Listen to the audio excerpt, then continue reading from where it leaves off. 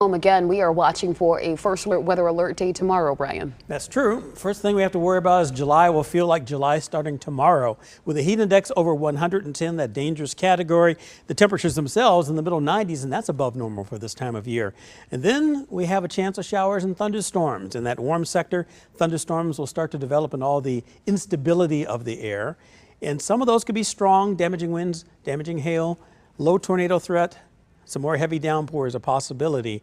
When I'm talking about damaging winds up to 58 miles an hour, 60 possible. Certainly not the 160 that Category 5 Beryl is currently having inside. Currently, looking at the plaza, we have a clear sky right now, and it'll stay that way for most of the overnight hours. And look at our temperature, 73 degrees. And we have a southeast wind at 16 miles an hour, keeping that temperature up in the 70s to begin. 79 in Lawrence, still some 80s down toward Ottawa and also Garnett.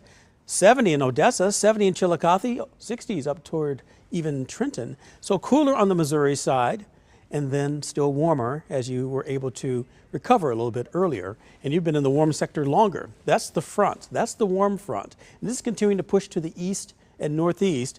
And because it's so close to Trenton as well as Chillicothe, that's why you really haven't started to warm up much at all. But look at the distance between the front and what's happening over eastern portions of Kansas. That's why you're staying so mild. With time, that warm front lifts even farther, and the temperatures will start in the 70s. Hiawatha, 75 degrees, 74 in Liberty, 72 in Odessa.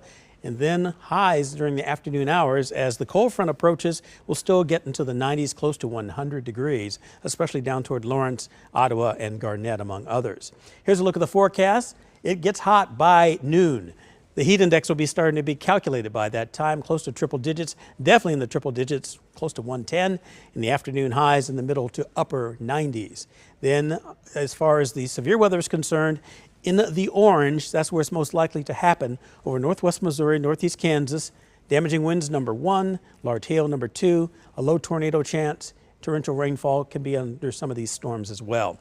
This is noontime when it's still going to be warm, as mentioned, or hot, should I say. And here come the thunderstorms starting to pop up, kind of in a broken line. Some of these could individually have the hail and the wind threat with it, and even the tornado threat. Meteorologist Nick Bender will be here tomorrow to get you through that.